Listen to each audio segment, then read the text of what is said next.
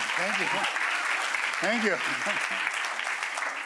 Welcome, everybody, and welcome also to people watching this on the live stream. And I want to start by sharing really what Guillermo has just been doing in one of the reading rooms, because we are in the British Library. I'm going to be arrested soon. Yeah. I felt, Guillermo's just been looking at some manuscript material related to Shelley, by Shelley, printed books, and I felt almost I was watching a beautiful experiment upon you. Yes. Tell me what it stirred in you. Well, I mean, first of all, you read about this material. You can even see it reproduced. I own the facsimile of the manuscript and things like that, but there's something very moving to being in the presence of it.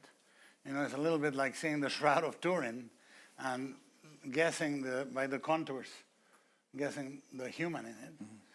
And very movingly, they accidentally, fortuitously, chose chapter 4 on the 3-volume edition, 1818 of Frankenstein, which is the chapter that when I was 11, I said, no one has done this on film. I have to make the movie. It was so curious. And then, I don't want to choke a little too much, but then they chose my favorite passage in Jane Eyre, one that I have shamelessly tried to ape many times, and it was right there. In manuscript form. The manuscript, so I got a little Mexican with it. And I got a little choked, and it was so significant. And then, I'm not one for relics, but in the last couple of days, in the last week and today, being in front of 2 locks of Mary's hair, fragments of Percy's ashes or skull, is a pilgrimage. And I think it's extremely moving to me that this is happening at the end of the tour for the launching of the film. It's quite literally, I went to Golgotha slowly. Because for me, when I was first exposed to the movie and later to the manuscript, it was like St. Paul on the road to Damascus. I just fell off my horse, and when I was a kid, quite literally, I had some small convulsions in seeing Maurice cross the threshold. And then when I read the book,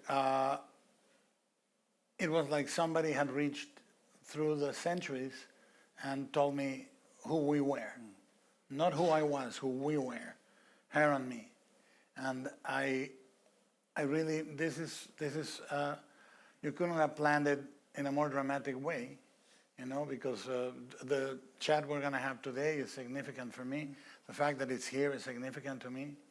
And people know I love film, but if I had to say, my first love were books, and my office or offices are libraries. And I don't collect, I collect from the talismanic point of view, meaning I want it. I want the book because a book is a sacred object.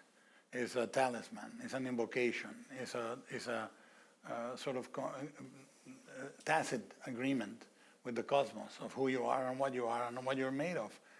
But to be here, I feel really, people use the word humbled. I feel humbled. And I know what it means because it's my second language. Frankenstein is a book that comes with a reading list, isn't it? Yes. The creature discovers his humanity by reading Milton, by reading Goethe. Yes. And many adaptations are not too interested in this aspect of his story, but I was. You were. Yes, I was. I was for many reasons because, how many of you have seen the movie by chance? Okay, thank you. Well, thank you. The screenplay took me decades to figure out because I wanted to be intertextual.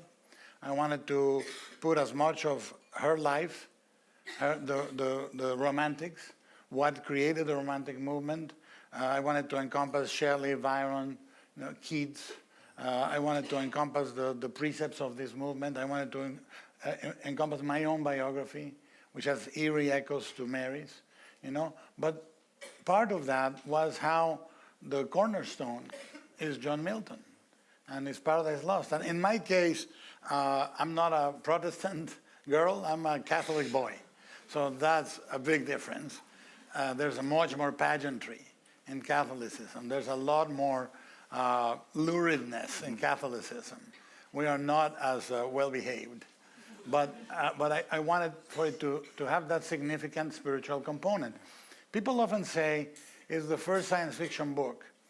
Okay, I can agree nominally, but what it does, particularly if you know Phantasmagoria, which they were reading on, or the popular Anne Radcliffe, or you know even the very popular German horror stories, it all depended on a Judeo-Christian approach. And what she does is to layer the first true philosophical foundation and spiritual foundation to a fiction of this sort, truly spiritual, not dependent on just one mythology. She calls it the modern Prometheus. People think Victor is a modern Prometheus because he brings a secret of the gods to man, but it really has more to do with the Hermetic idea of Prometheus creating the first man out of clay, you know? And it is a golem, of course, in so many ways. So this intertextuality was important for me, including Milton. It took me 2.5 years to solve the engineering of the screenplay, just the engineering, because I wanted to have that moment. I always talk about it as a spring, like a jolt for the audience to go, oh, oh. And it's when he says, my creator has told you his story. Now I will tell you mine. And the title appears, The Creature's Tale. And I wanted the audience to come to attention again. And I didn't know if it was working because I never preview the movie. I don't want to preview the movie. I don't want to learn what an audience thinks. I want to learn what my friends think, what I think. And so the first time we see it is in the Venice Film Festival. And we got applause. And I went, whew. It did work. But that is because the questions the creature is going to explore are the deeper ones. Yeah. The beauty of the structure and the creation of these characters is that Victor, like any tyrant in history, past or present, thinks he is a victim, number one. And out of that victimhood, he refuses to take any charge for his actions and is absolutely full of certainty. Tyrants are always certain, and of that I'm certain. And the creature is all questions. Victor ends his quest when the creature starts his quest. So that's so beautiful structurally. And the creature had to learn words, then questions, then pain, and then grace. So Milton, fundamental to this. As you point out, you know, Milton, one of the most Protestant authors in the English language, and Shelley too. I mean, she fits into that category. You've sort of Catholicized this text, yes, haven't you? Right, this is a sort of counter-Reformation. It is a little bit. I think that when I was a child, I was raised extremely Catholic. Like Carrie's mom had nothing on my grandmother. She was hardcore Catholic. And she explained to me the sort of timeshare structure of purgatory. And I think, when did I buy into this? This is when you were born. She explained to me original sin and resurrection of the flesh and immaculate conception. All that made sense with Frankenstein, all of that. But the central question was, why does God, consubstantial to Jesus, send his son to be crucified? Why does he have to die and suffer? What answers is God looking? And is, of course, human experience and cleansing the sins of the past. And I apply that to the creature. The creature, obviously, in the film, is full of Catholic crucifixion and messianic codes. And I think that it's a biography. It's the most profound quest I've ever had. It took 50 years for me to make the movie. I've written prologues to the editions of Frankenstein. I've studied every biography of the Romantics and before, et cetera, but this is the culmination for me. This is, you'll know me more by watching that movie than by taking a trip to the Bahamas or a long road trip from Scotland to London.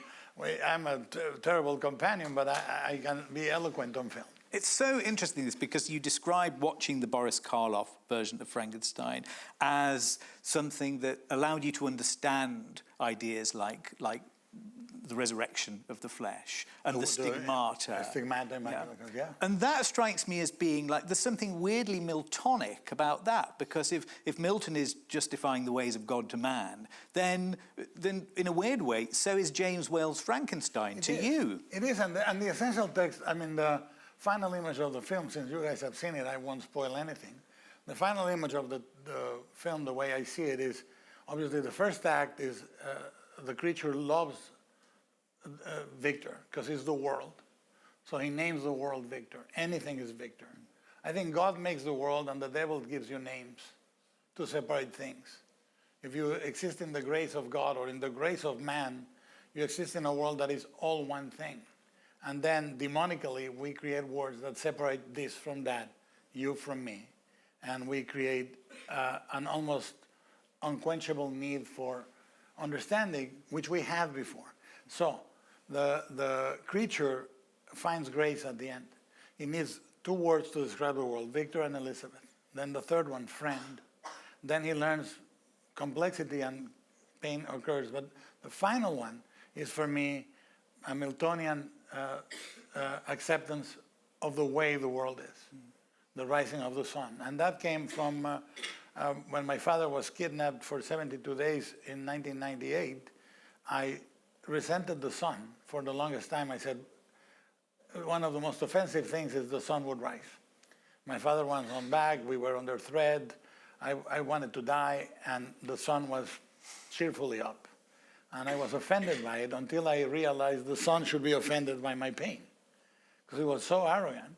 And I found grace in the sun, in the middle of the kidnapping, and it changed the way I experienced life and the world, and I wanted to end the movie contrary to the way the novel ends. The novel ends in a very existential note, which is perfect for the romantics at that time. Because the daring thing was to say, to fade into the mist borne by the current and the distance, right? But now, the most defiant position we can have is hope, grace, and emotion. You know, I think we live in a world that is depleting those rapidly. And I thought, I'm going to give the creature an act. You know, he hates those that hate him, loves those that love him, and at the end, he loves those that hated him on the beginning. So the structuring of the screenplay leads to that final image of grace. Do you think you could have reached that moment yourself earlier in your career? Or No. is this the time when you can be reconciled to No. what's there in the world? I think all the way to 45 to 50, you think you are the protagonist of your story, and then you realize you're also the antagonist. You know, that most of the horrible things that happen to you in an active way. You know, you're playing chess with a terrible creature inside of you that knows you very well. And I think that, by the way, part of the subtext in the film is that Victor and the creature are consubstantial. They exist together in the mirror only. Those are the times they are complete. When Victor is a monster alone, he's reflected in mirrors. In the bathroom, when he goes to talk to Elizabeth and so forth.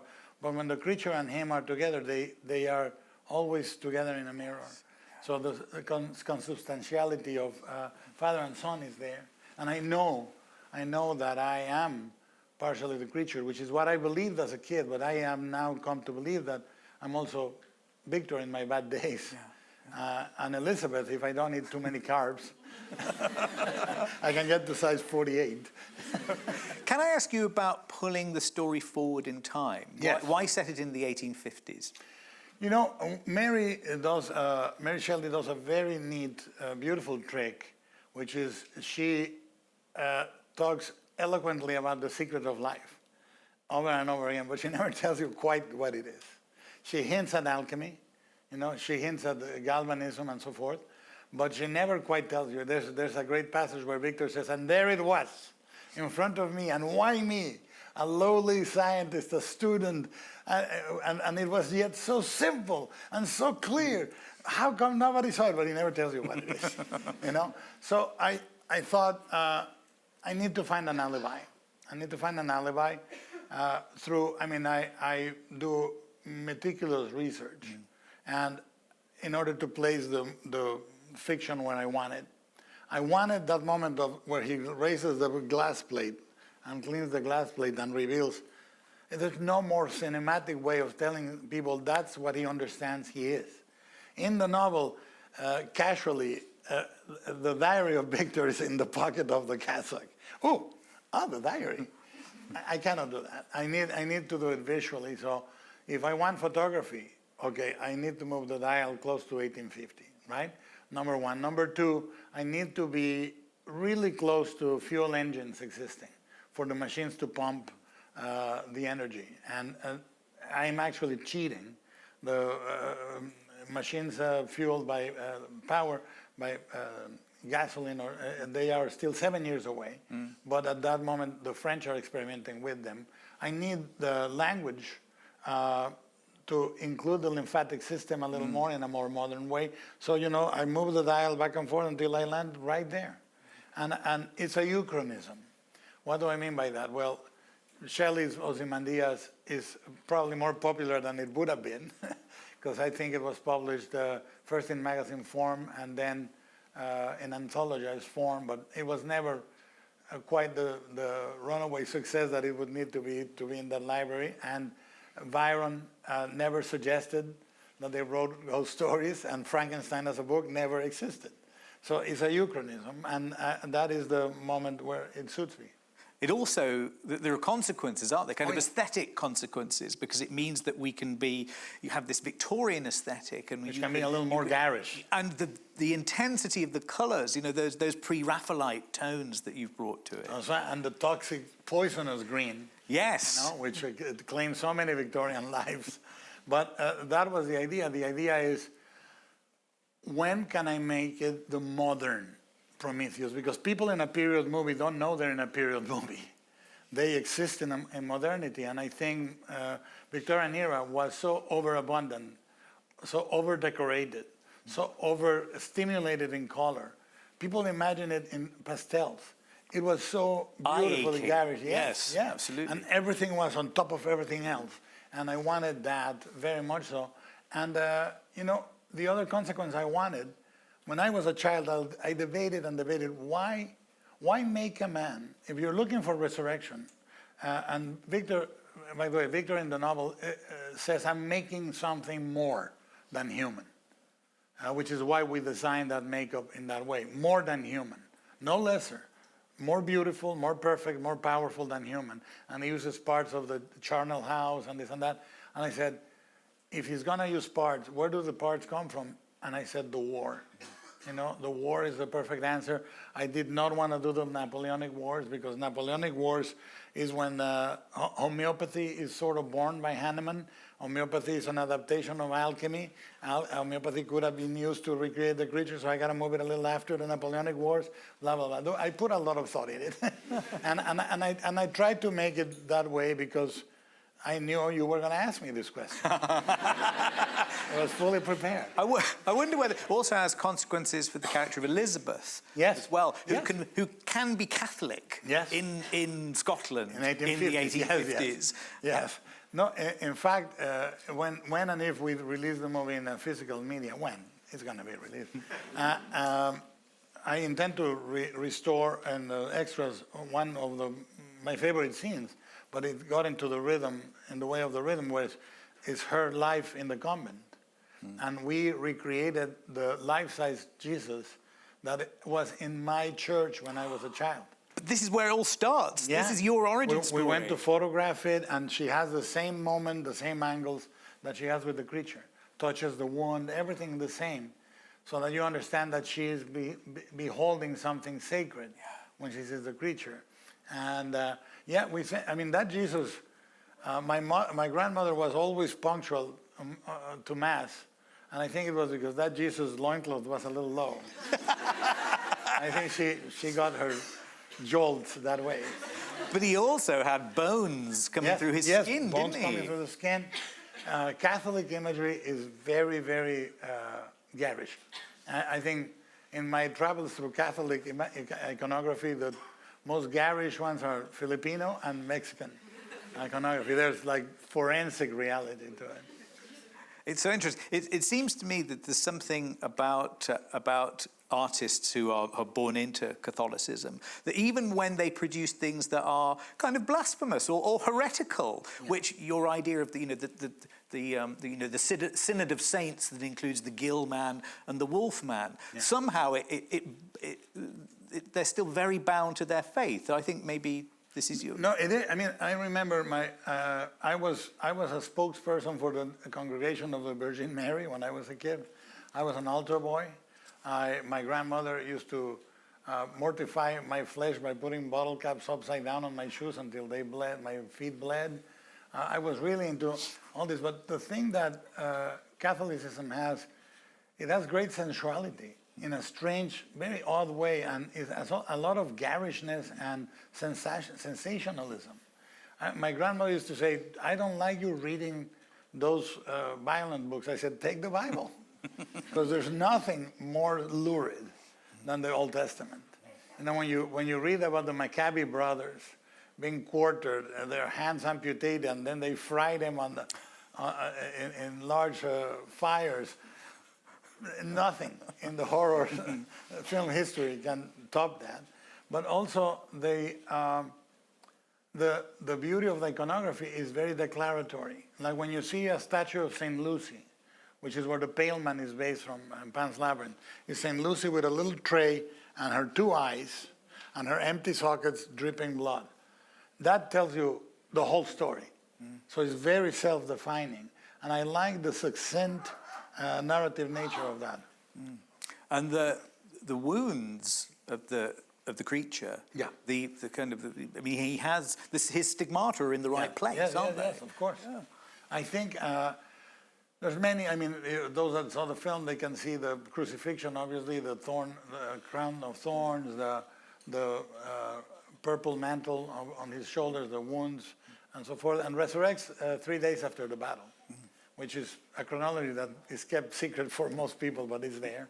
And the idea was for me that the dialogue between them needed to have a martyrdom and then switch it. I mean, the structure is cross-fading. Obviously, Victor finishes his task, the creature starts his life, but Victor starts turning into a creature, and the creature starts turning into a human. And Victor loses the leg, gets a mechanical one, gets his nose broken, gets his eyes bloodshot.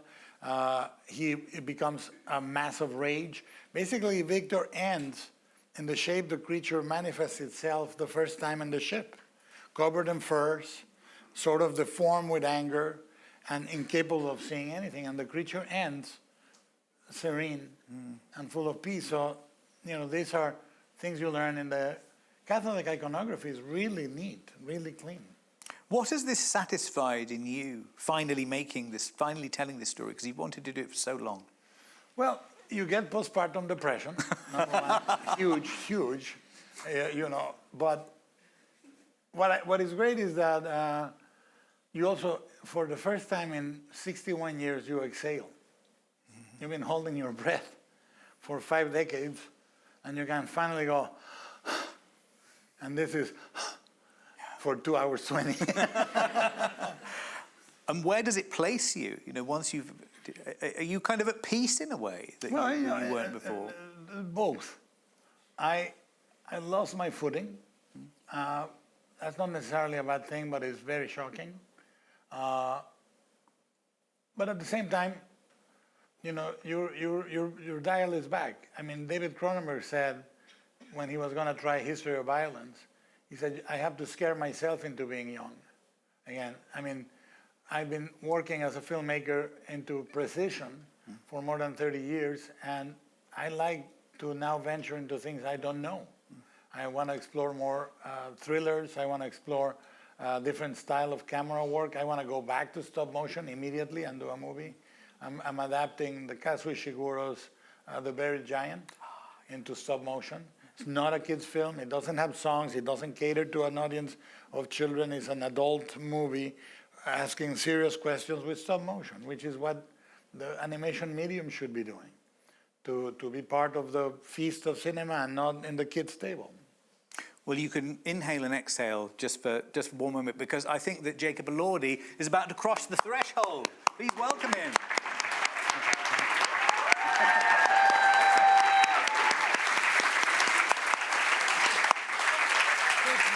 How do you do? Hey, fella. Hey, fella. Hello. How do you do? Jacob, we've been talking about the creature and his reading of Milton. Oh, yeah. And his sense of being coalescing. And I wonder what sense you had of how that being comes together. Well, I mean, it's a tricky thing. Milton was kind of watching over us the whole time, Yeah. Especially in the early stages with the blind man. But in terms of putting it together, I think the first thing before physicality or voice is the sort of Milton question, kind of finding that place in myself, which was pretty easy to find, where you ask your creator, why am I here? You know, I think we all sort of face that every day. You hit a point when you come into consciousness where you kind of realize, I have no idea what's going on, and I have no idea what I'm doing here, and why did you birth me? And that was a pretty pertinent question for me personally at the time that I got to address sort of in the character, which was nice. And I came out with no answer. nor did Milton. Yeah, you have. I mean, I'm not being facetious. You know, I mean this. Both you and Oscar, at a human level, you've given me so much, and we've had deep and beautiful, meaningful conversations. And you have this idea that I admire so much, that everything we're gonna be is already in us. Yeah, I had because I've had a hard time my whole life comprehending that the people that I love are going to go, and I used to have an issue with it when I was younger, and I sort of examined that one time and thought about it, and I realized the day I lose my mother, I'm going to be overcome with unnameable grief, and it's going to stop my movement, it's going to shut me down. But I know she's going to pass. So what changes in the moment that she passes? She physically leaves, but whatever the feeling is that gets conjured up, whatever comes out of me, is already in me. I didn't get it overnight. If she passes in the night, I didn't somehow see something or learn something. It's something that already exists in me.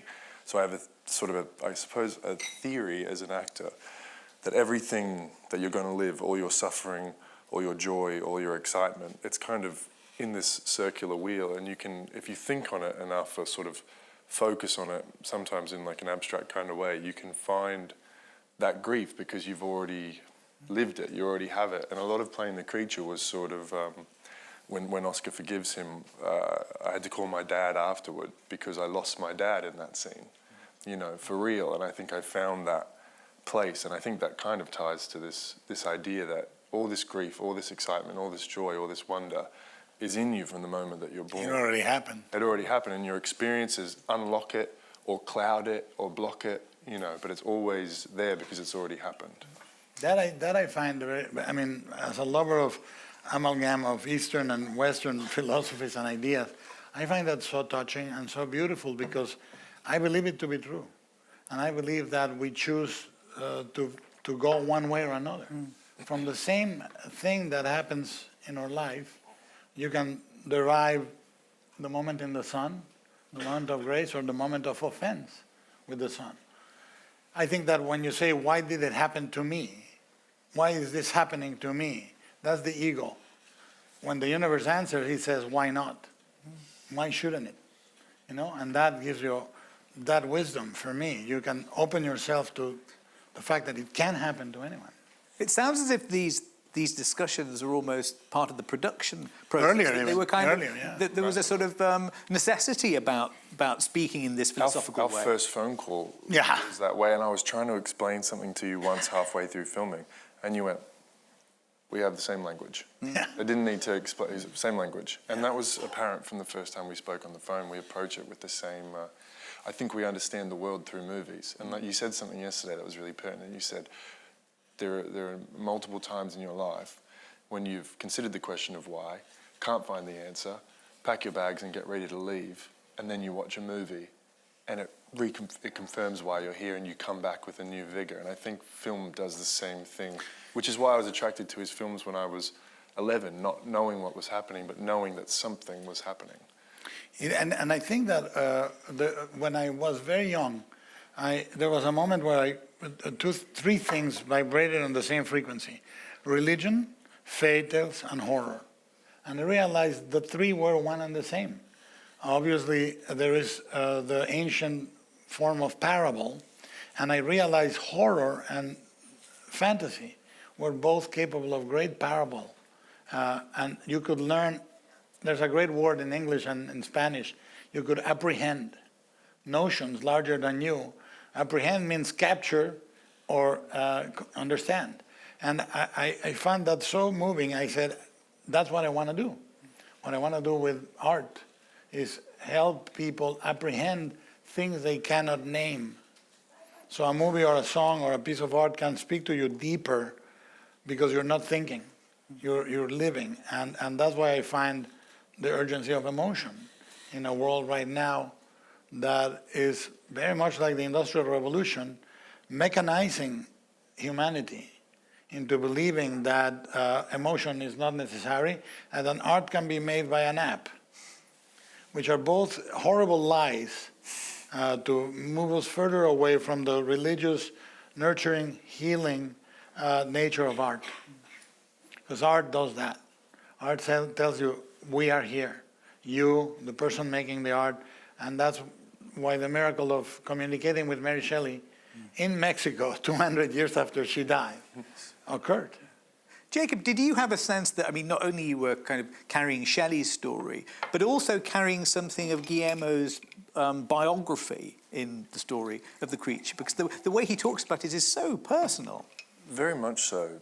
But in the same way that you're not afraid of Shelley's biography, you only wanted to add yours to it or fuse them together. It's the same thing for me, I guess, creatively, is there's a reverence and an admiration, but more so an excitement to then bring my biography to it and infuse it in, and then sort of show him and say, this is mine, what do you think? Can I have a go at this? So mostly excitement to be a part of something, because you know the vision is tight. And you said to me on the first phone call, this creature is more me than me. Yeah. And that's how I feel about it. What does that mean? Well, I would have felt that way if I was playing anything in Guillermo's film. It was an enormous moment for me, cinematically and personally, which is the same thing for me, really. But then on top of that, the character that he had written was so personal to me. In the place of development that I was in, the sort of split I was having with the world in my personal life to my public life, and all these kinds of things were answered in this text. And the idea of being able to express all of that through something like this was a great gift, and something that excited me so much. You know? Can I ask you about how you found the physicality of the character? Because you've got this sort of emergent consciousness, but there's also the fact that this character is composed of different parts that have their own stories and that once belonged to other people. Yeah, I think there's three stages physically in the film. There's an infant stage where the movement is all sort of brand new, and then there's a consciousness stage when the world affects him and that changes his movement, and then there's a peace phase at the end where his movement is more slow and measured.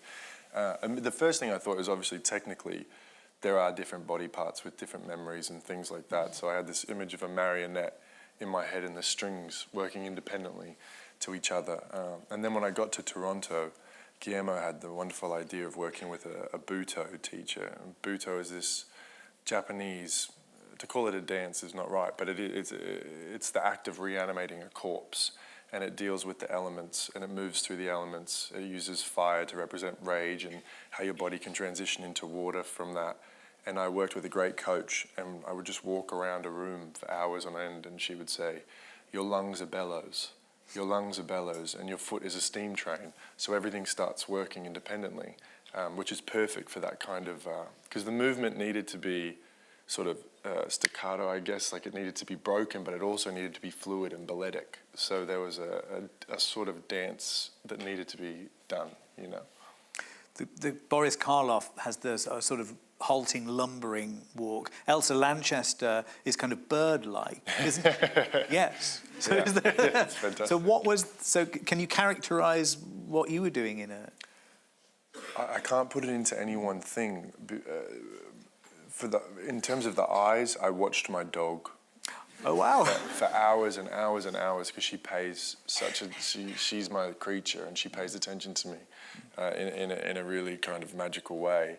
And then there was all sorts of things. In Toronto, we started in January and the trees had no leaves in the park and they were all sort of deformed and crippled without their leaves, and I would walk around the park and sort of take their shapes and try to mimic them. And then when the seasons came through, the creature was developing in the story and he was becoming full of life. And the same park, the same trees had leaves in them and they were full, so I'd sort of mimic that. And then in terms of Karloff, he has this one beautiful thing that he does with his hands. His hands are so tender and he flares his pinky out independently. And I wanted that to be the sort of one thing that ties it to the lore, I suppose. You also have this Byronic quality that calls back to the frontispiece illustration, doesn't it? That we were looking at. Yeah, I mean the frontispiece. I mean the frontispiece, which comes in the 1831 edition, I think is partially based on T.P. Cook, Thomas Potter Cook, who played the creature. And as I was discussing with you earlier, before that he had played the vampire on the Polidori play that was adapted from the short story. So T.P. Cook played the first vampire and the first creature of Frankenstein 2 years apart.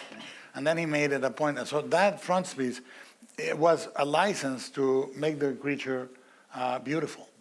But because they are trying to trade it into the T.P. Cook pose is naked and looks perfect.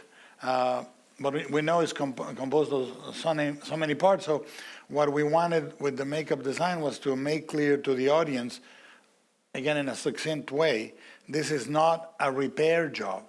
This is not a victim that has been patched up. This is a newly minted, perfect, beautiful soul. It's a new human being.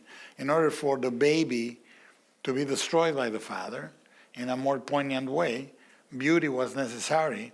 But it's a beauty that is eerie. And you understand, people would be alarmed by that beauty, by it being different, so that you can very easily understand the hunters shooting at it, because it's this unnatural creature. So it's an unnatural baby, which we all are.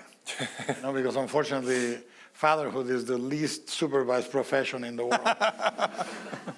In that illustration, he looks like he's sort of caught in the moonlight, doesn't he? Yeah. Almost like he could have been descended from heaven. Yeah. But this idea that you follow him, follow the creature through these different developmental stages. That's something that many adaptations of this story are not too interested in, are they? They like the idea of the thing of patches and pieces. Yeah. Well, the IP is the monster. That's what sells, which makes sense. But Guillermo's not going to make that. A lot of people actually think. I mean, like a lot of the quirks that we come to associate with the mythology in film or audiovisual media come from the play from 1823 and the play from 1927. And like the first assistant is in the play. In 1823, it's called Fritz, which is what it's called, and later they call him Igor, blah blah blah. But there's no base on the text. Is collapsing characters and all that. But the creature, the point of the book, is for him to come to represent all of humanity, including rage. It's very important for the creature to have a destructive energy. I think that channel. I mean, everybody likes to talk about the sort of angelic victim nature of the creature, but the creature, when it's violent, is extremely violent. And I like that. I like that because it should be that energy that leads to the dichotomy and the solution of saying, I will liberate this ship from the ice, And Shelley, there's a very, very brutal passage where the creature tells Victor how he strangled William and how he loved feeling choking the air from his throat, and it's demonic, but it's absolutely necessary, because like in a painting, a character has to have a fugue point. You cannot you need contrast. There is no shape without light and shadow, and that's a great moment of shadow. What about his Byronic qualities, Jacob? Is your creature a romantic with a capital R?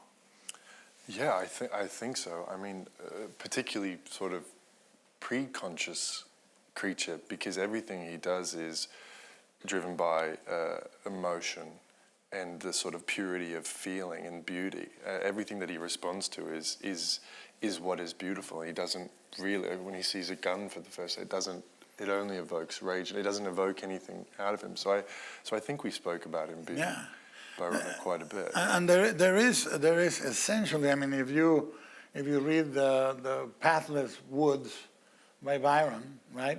I mean, there's such a profound moment where the creature wanders through the woods in the sort of fairy tale passage. But if we remember that part of the precepts of the Romantics was to go back to worshiping nature, or which later is the pre-Raphaelite aesthetic and so forth. But I think that it is the vocation of finding nature and ruins and this and that as part of the cycle of life and death, and there is a lot of that in this creature, and he is in a way Childe Harold, right? Experiencing everything from beauty to pain to war.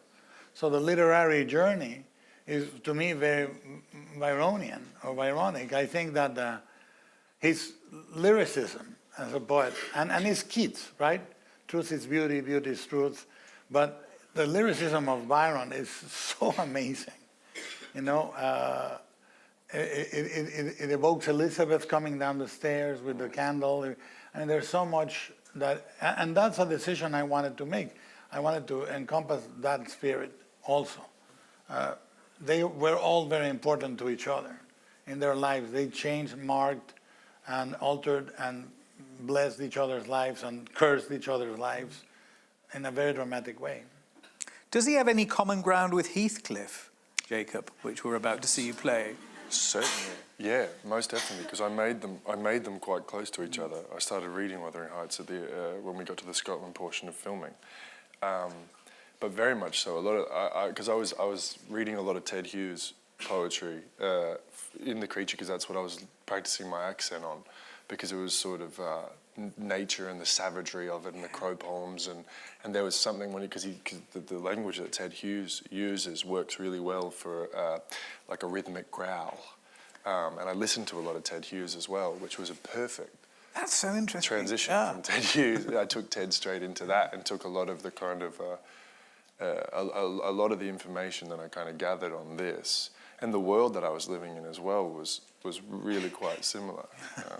So it was nice. It was like, but the gravel and the growl of the gravel and the growl comes from Hughes. From Hughes, yeah, from the rhythm of it and from the language itself, but also the beauty, because they're such sensitive poems as well, whilst being aggressive and harsh.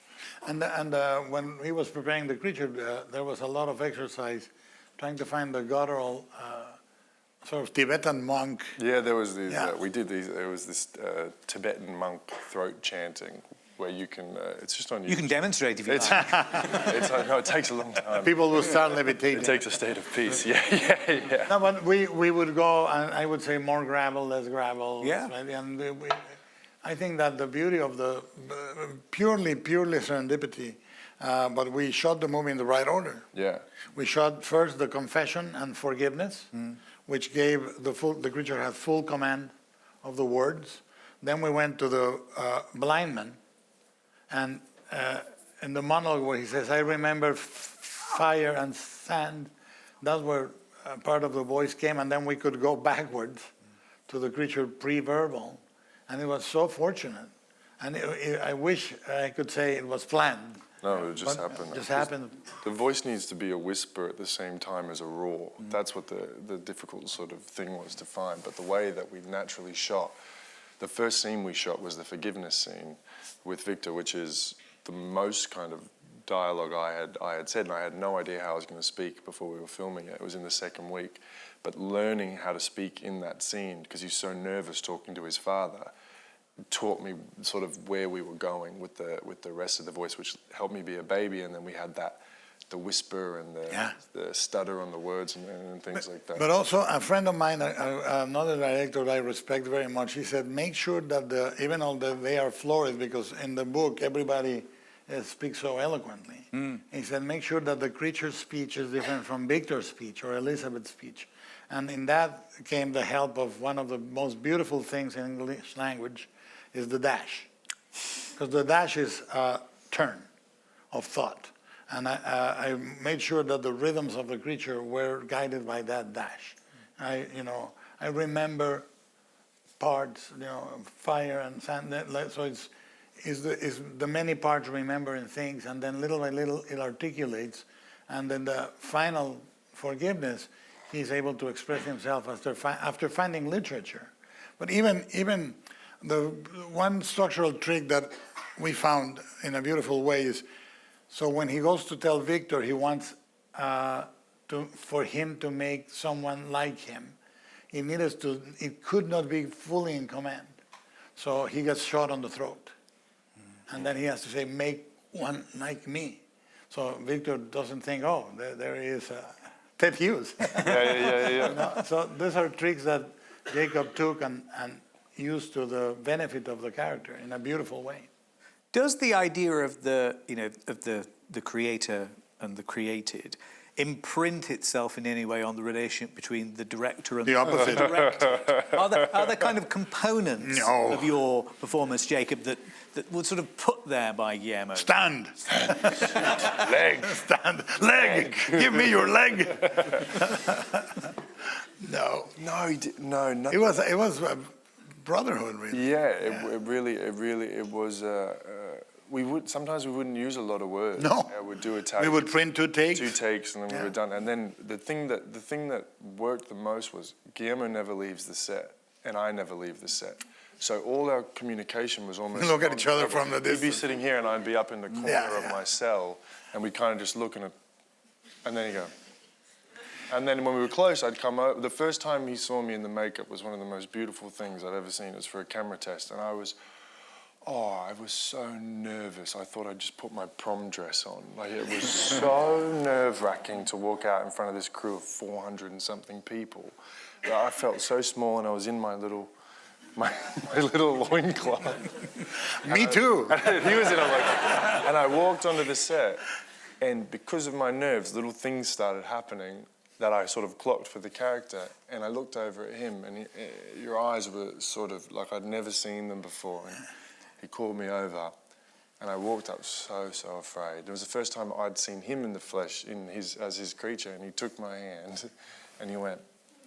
And that's pre the story, that's pre what happened in the film, but that's what happened between him and I, and that's sort of how we communicated the whole time, and it was really wonderful. It was a really merging of essence in a way that was effortless. I would say 2 things, very brief, and he would look at me, and we communicated. It was so essentially the creature that I wanted to see when I was 11 and when I was 7 walked into my set and was there.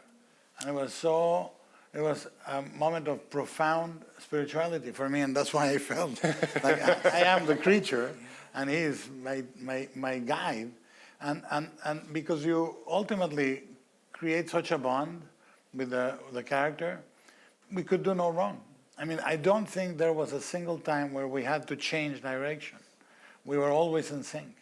The same thing in a different, more catastrophic way happened with Oscar, because I don't want to be Victor. But there are moments where we. But you are. But yeah. No, Yes. you have to be Victor to direct. Yeah. A little bit. Yeah. But I think that you have to have that shorthand spiritually with the characters and then with the actors.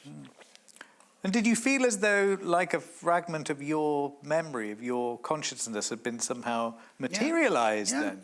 But in a way that is not supernatural. You just understand, look, we're all human. The first thing we did, the first time we met in person, we had dinner with Mia. Yeah. And I said to him, can we not be the actor and director? Can we not be our curriculum? Can we not be our filmography? Can we not be our mythology in the magazines? Can we be 2 fucked up human beings? Can we be vulnerable and imperfect and stupid and not know quite the way to do things?